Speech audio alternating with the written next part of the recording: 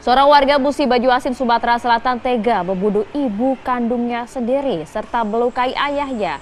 Tindakan keji itu diduga dipicu oleh sakit hati. Jadi di sebuah masjid inilah seorang ibu kemudian dibunuh anak kandungnya setelah pada saat sedang membaca Al-Quran usai sholat tarawih. Tiba-tiba ia kemudian ditusuk oleh sang anak dan juga sempat melukai ayah kandungnya. Polisi bersama dengan warga kemudian menangkap pelaku. Dari pemeriksaan terungkap bahwa Muksin, sang anak ini sakit hati kepada kedua orang tuanya. Baik pemirsa, berangkat dari peristiwa yang terjadi di Musi Banyuasin, Sumatera Selatan, tentu kita akan mengambil atau menarik hikmahnya. Tapi sebelum itu saya ingin menyapa dulu narasumber kami. Alhamdulillah pagi ini sudah bergabung bersama kami, guru kami. Ada Ustadz Benri Jaisurahman. Assalamualaikum warahmatullahi wabarakatuh, Ustadz. Assalamualaikum Ustadz Benri. Selamat pagi. Waalaikumsalam warahmatullahi wabarakatuh, Mas Fadil, Mbak Maria. Terima kasih meluangkan waktunya untuk kami ya Ustadz ya. Ustadz, saya ingin mengajak Ustadz juga nih dan pemirsa untuk menyimak informasi dari Musi Banyuasin tadi nih. Ada rekan kita juga nih, Puja Kusuma. Di mana nih Puja? Apakah Anda berada di lokasi kejadian ya?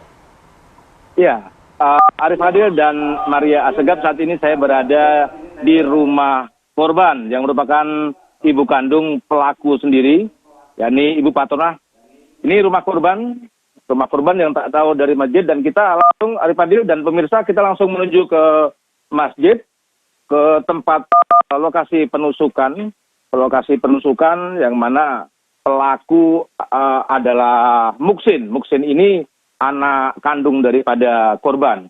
Korbannya ibu kandung yang bernama Siti Fatonah ditusuk di dalam masjid saat korban tengah tadarusan. Nah, ini lokasi dan TKP penusukan anak kandung terhadap ibu kandung. Arif Fadil dan Maria Asegaf. Pemirsa, saat ini saya sudah dengan narasumber atau saksi mata, Bapak Kades, yakni dari Desa Letang. Selamat pagi, Pak Kades. Ya, selamat pagi. Ya.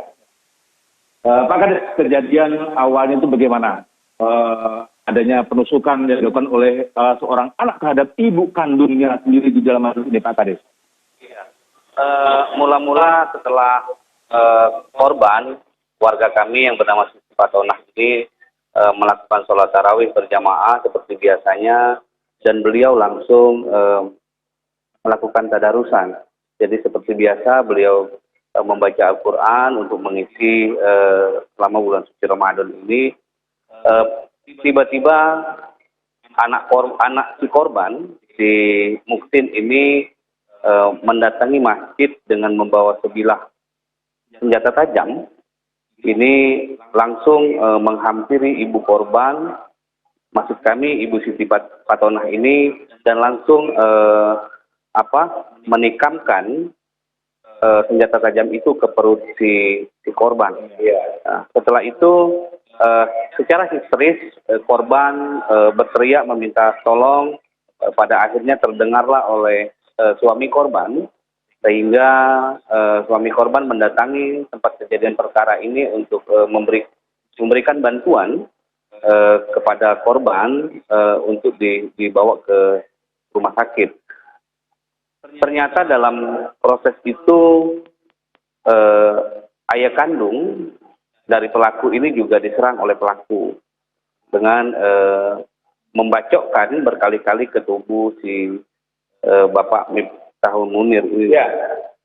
Apakah waktu kejadian itu apakah bapak korban atau ayah korban itu berada di lokasi atau dalam masjid menemani daripada ibunya korban?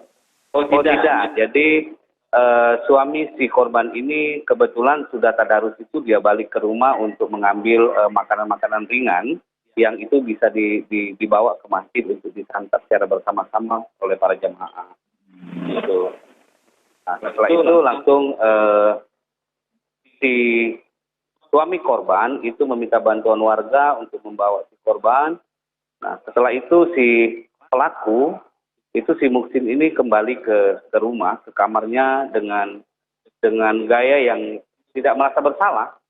Jadi dengan santainya masuk ke dalam kamar, duduk sambil main HP, dan sebilah parang atau senjata tajam tadi masih tetap terikat dan dipegang di tangan kanan si pelaku. Ya. Terus kemudian Pak Gadis setelah korban pulang dan terus membawa parang itu, apakah korban juga menyerang warga-warga lain atau keluarga yang lain, Pak Kades? Oh tidak, jadi hanya yang dilakukan penyerangan itu ibu kandung korban dan ayah kandung korban. Nah setelah itu di rumah kami langsung dihubungi para kepala dusun, langsung kami menghubungi anggota Markas Polsek Kecamatan Babat Supat untuk mendatangi TKP untuk mensiasati jangan sampai terjadi korban berikutnya yang tidak bersalah.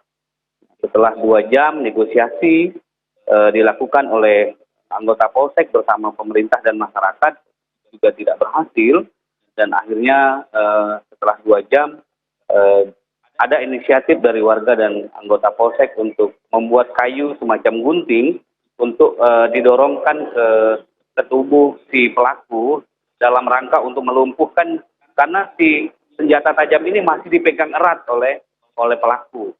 Nah, ternyata begitu didorongkan kayu yang semacam gunting itu patah, dan ternyata si pelaku ini keluar dari dalam kamar posisi dan lari ke arah dapur.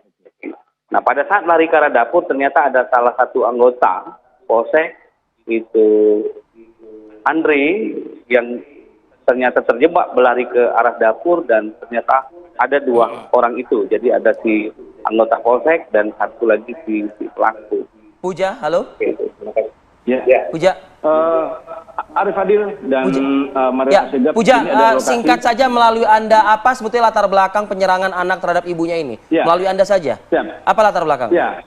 Motifnya? Latar belakangnya, motifnya adalah si korban ini sakit hati dengan ayah. Diduga ayah ini pernah membakar kitab kepercayaan daripada korban atau daripada pelaku atau anak kandungnya, sehingga kedua orang tuanya ini bagi mereka setelah diinterogasi polisi halal untuk dibunuh. Demikian Maria Asegaf dan Arif Adil. Baik. Ya, terima kasih Puja Kusuma melaporkan langsung dari Musi Banyuasin. Coba nanti kita akan coba minta pandangan ya dari Ustadz Benri mengenai peristiwa ini, apalagi motif tadi dikatakan Sakit hati. sakit hati, padahal orang tua sih nggak mungkin mencela atau menghina anak kali ya, begitu ya kan, namanya orang tua kan sayang sama putranya kan. Itu begitu. dia, nanti kita coba minta pencerahan oleh Ustadz Benri. Tapi usai jeda ya Ustadz ya, sesaat lagi pemirsa kami kembali untuk Anda.